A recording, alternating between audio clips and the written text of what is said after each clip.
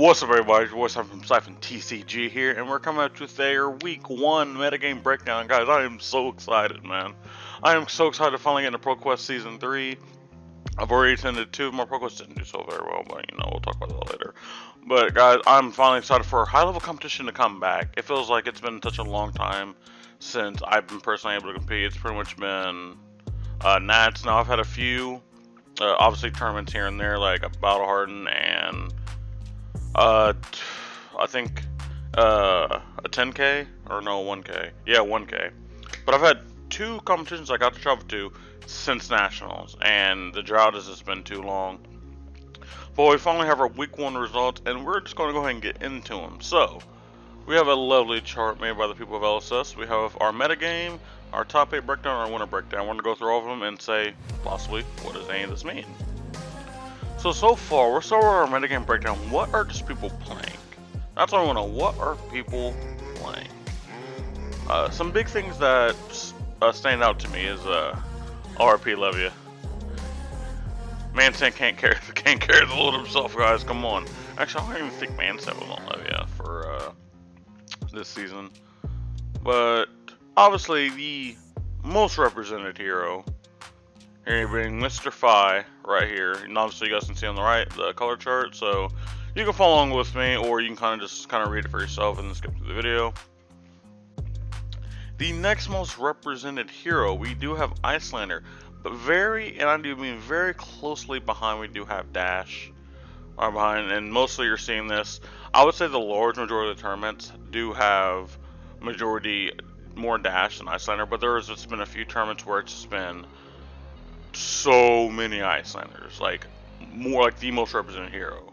Like at that one would have been Icelander. If kind of that makes sense. And then a few other things are like, and just slowly, and I just mean ever so slowly behind. We obviously do have Drama being well represented here, and we do have Odom right behind there.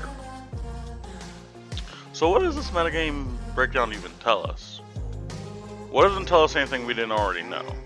We went into this meta knowing Phi was probably the best deck. We knew Icelander and Dash were going to be up there competing for that top spot. And then we knew decks like Odom was lagging a little bit behind. The Dromai surprises me and also doesn't. For the most part, it is the more redline Dromai version. It is not the super dragon display like defensive version, which I think is giving a lot of success. Ban will just your opponent at every single game and not have to rely on, well, what dragons did I get? What effects do they have? Do I even have Ash? When this version, you really just don't have to worry about that. All you have to do is worry about going face and asking questions later. And I think at the start of the meta, I really think you want to be the person asking the question, not answering the question. Because answering the question, you could be wrong. For example, me, right? You guys know I played Control Dash. I played Control Dash at the first ProQuest I went to. I went 3-2. Realistically, I went 4-1. I'll give a brief story. We went to time. I had him fatigued. I had a Reinhardt fatigued. He didn't concede, so I conceded because it's the correct thing to do. I went 3-2 there. So actually beating Phi, and I do have a video coming out soon of how I beat Phi and Briar at the ProQuest. My 2 worst matchups. I beat pretty handedly, actually, and I do think I might have unlocked a strat. So if you're a fan of the channel, subscribe down below, put notifications on so you guys can see that video. But this version of Dromai was kind of altered to be like sort of like a baby Phi and have similar turns to Phi, but still have this mid-range backup plan, which is really nice. I think it really puts Dromai in a good spot. And obviously we have things like Bravo. Bravo's 7% of the meta. Who would have seen that coming? I do see the fact that Bravo is a very, very linear deck, and to a large amount of decks in the format, it has a lot of devastating effects. And the big thing about Bravo is he can guarantee those effects. Now, every single game is Bravo just going to be like Dominate, Crippling Crush, Dominate, Small Crush, Rouse the Ancients, go again, and into Hammer, and CNC Poem. Is he just going to have that turn, like those first 5 turns every game? No. But the turns that he does, the game is over. It doesn't matter what deck you're playing, it doesn't matter your skill level. There are times Bravo just says, you physically cannot play the game is over, you're just not at 0 yet. And like I said, he is asking the question. It's, hey, do you feel like taking A with this crush effect? No? Well, I'm going to need some equipment. I'm going to need this D-react if you don't want it to happen. Yada yada, and so on and so forth. One thing that does shock me, I'm surprised Briar is so low at only 6.9 giggity%.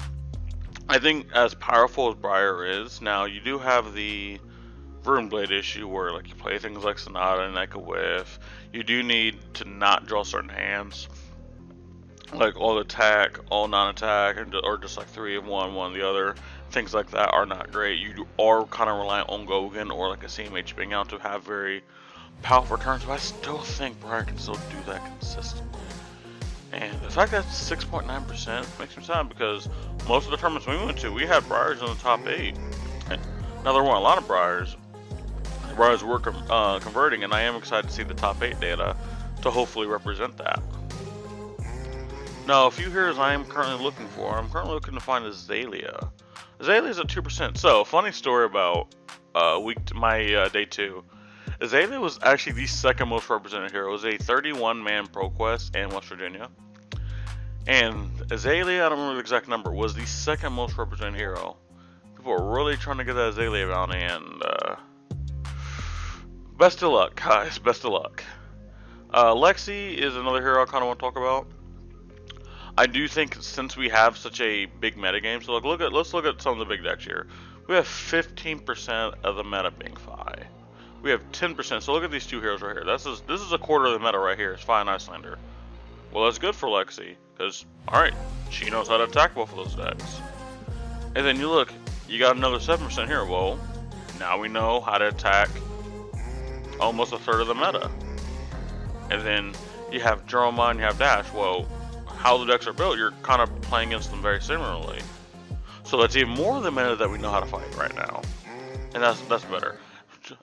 Lexi does not want to see this. She really wants to see these big chunks so she knows how to attack. So good to see people playing Arachne. Let's see if we can find Arachne. Arachne is 1.7, so okay.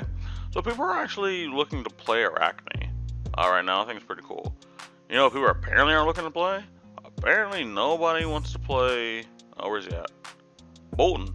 Come on. Steven got a top 4 of Bolton. Come on, guys. What are we doing here? What are we doing?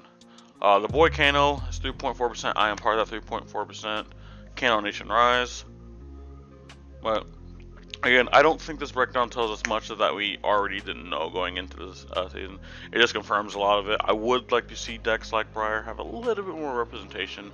And then I think now that the metagame most likely will solidify a little bit more, I do think a deck like Lexi can rise up. So going on the top 8 breakdown, so this is how many decks are converting into top 8. And we see the biggest indicator of this. The most represented deck has the most top 8. You're like, well, obviously, like more people play. No.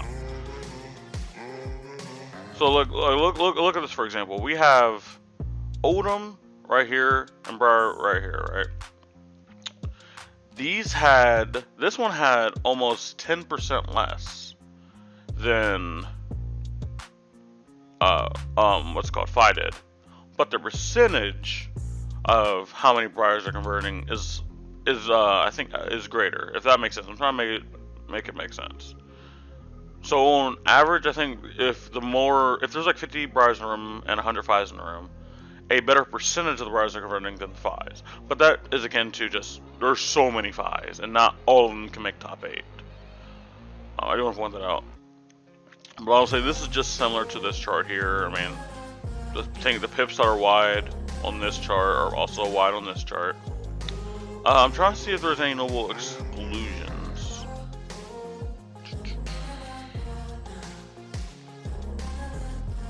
There's a color missing over here, I think. No, there's not. It's just smaller. Oh, wait. Okay, so no, every hero does have a top 8, at least. Okay, that's actually really cool. Wait, yeah, and I know for Azalea, the boy Levi. So it's just 7 Azalea's top 8.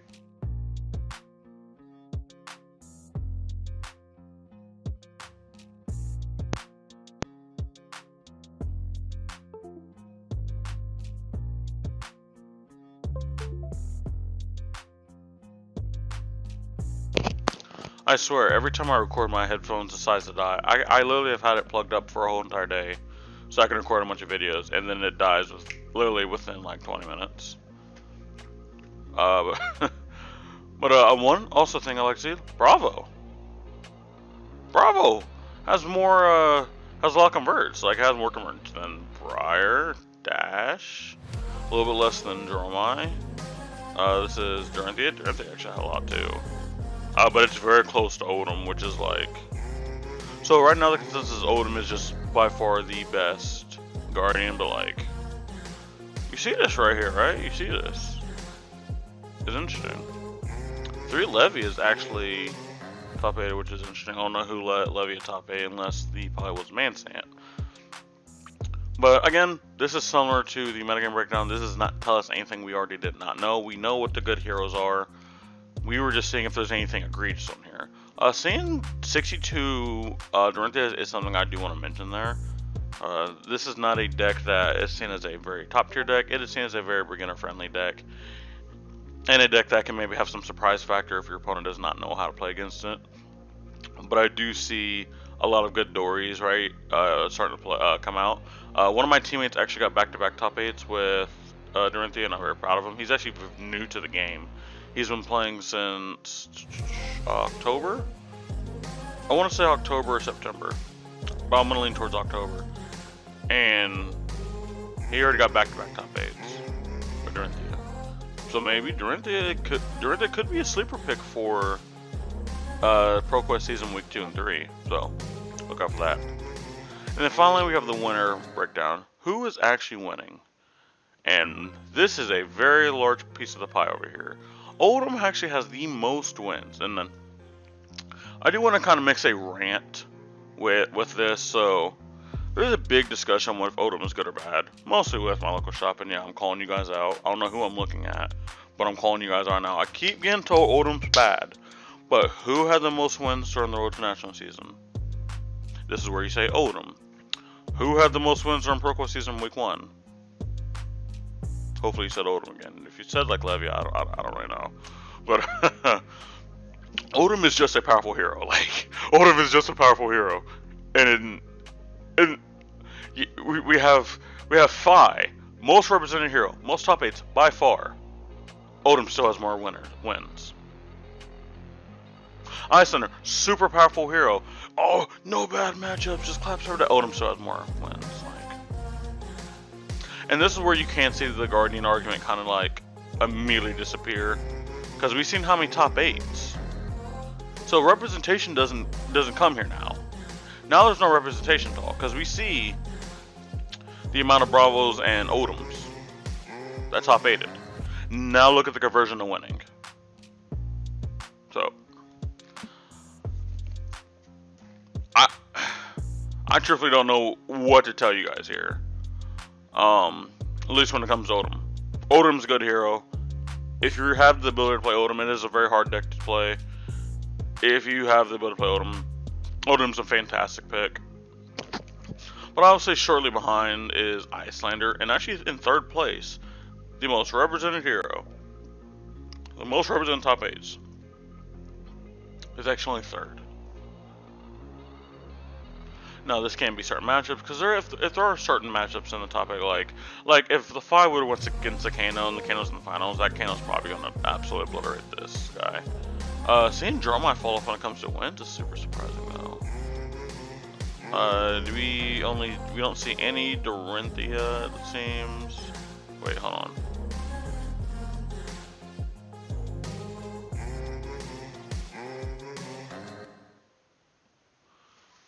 There's no way that's actually the same. Hold on, because I said it was Bolton earlier, but like, there's just no way, right? Oh my gosh, I think that is. Oh my gosh, Bolton has more wins. Oh my gosh.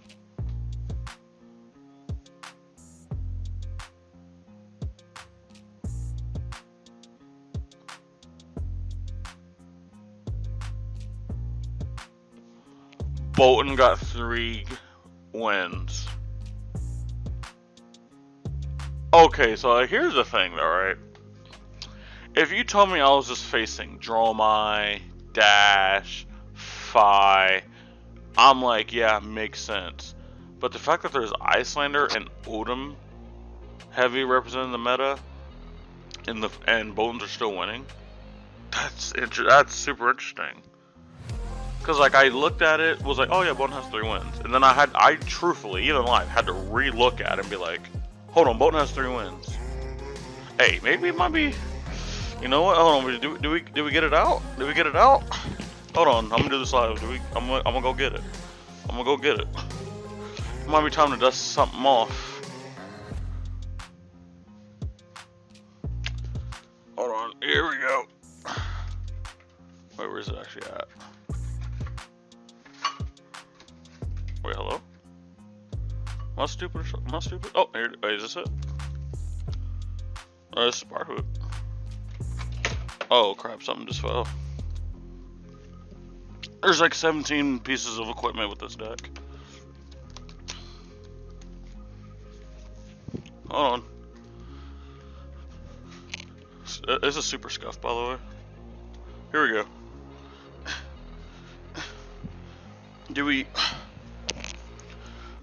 Do we bust the boy out for week 2? My precious boy, my twin brother. You guys see the resemblance, by the way? But I've actually been working on getting this deck followed out. But is it time, guys? Is it actually time to break the dawn? I mean, I still got everything here. I mean, I don't know why I wouldn't, but all my Forley equipment too. I don't know, man. What y'all thinking? Wow, that's tough. What y'all thinking right now? Wow, I'm sorry. I've been like, I've been truthfully like just blown away by this result. Also, Akatsu actually won as well. That is interesting. I don't know what jabronis let Akatsu win, but they need to be banned. Yeah, we shouldn't let Akatsu win. Kano got the 1 win. And oh god, I forget. I know who it is. I just got it. It escapes me at this current moment. But I do know that this Kano did run pretty hot. I think this Kano got a turn 0 kill and like a 60 damage turn at their PQ. It's really good stuff. But this is an interesting chart. So these, there wasn't really much to talk about because like these just was like duh. This is so interesting because it's like I'm not surprised that some heroes have wins. It's just the amount of wins, and especially compared to like Viserai. Who's talking about Viserai right now? Ain't no one talking about Viserai right now. Viserai got 2 wins, and you're like, well, that's only 2, and there's been hundreds. And I'm like, yeah, but like, it's not like these other heroes aren't there. Like, it's not like, oh, the meta was only Viserai. No, there were still Odoms, there were still Phis, there were still Icelanders there. It's just these Viserais just happen to convert. So I do think this chart does inform me a lot into making my next tier list, which should be out a little bit after this one, if not the same day as this one. But just quick suggestions on week 2. I would probably start either playing Odom and Icelander and Phi. Like those are just obvious. And then if you have a certain strategy that can combat those, so like for me personally, I have Dash. I have Control Dash. Control Dash does have a very good Odom and Icelander matchup. Now, are these auto wins? No. I don't believe Dash has any auto wins except Katsu, because that hero is Cheeks. But I do think we're very favored into Odom and Icelander, because we can go over the top of almost everything they do. Now, the issue is obviously Phi still being here, but like I said, I was able to beat my Phi. It could have just been a one-off. I don't know yet. We'll see. But yeah, I think Odom, Icelander, Phi, or if you have a strategy specifically to go over top of them. Not a hero, but a strategy. Like, for example, if you have a lot of Odom and Icelander at your meta, if you want to play like an OTK Viscera, like the Control Viscera, you might be in a good spot there, because they're not going to be able to kill you fast enough, and you can just set up a lot of your rune chants. If for some reason your meta has Lafi, Dorinthia is a really good shot right there, or Bravo. Yeah. That's going to be the video, guys. Hope you guys learned a little bit, a thing or two. I definitely did. I definitely got informed for my week 2, and it might be time we might do it. No. But if you guys like the video, make sure you guys like, favorite, and subscribe. Comment down below what you guys want to see. Your feedback is always appreciated. We are on the road to 3 million subscribers, and only you watching this video can get us there. So help me out. This is Morning Siphon from Siphon TCG. I'll see you guys next time. Peace out.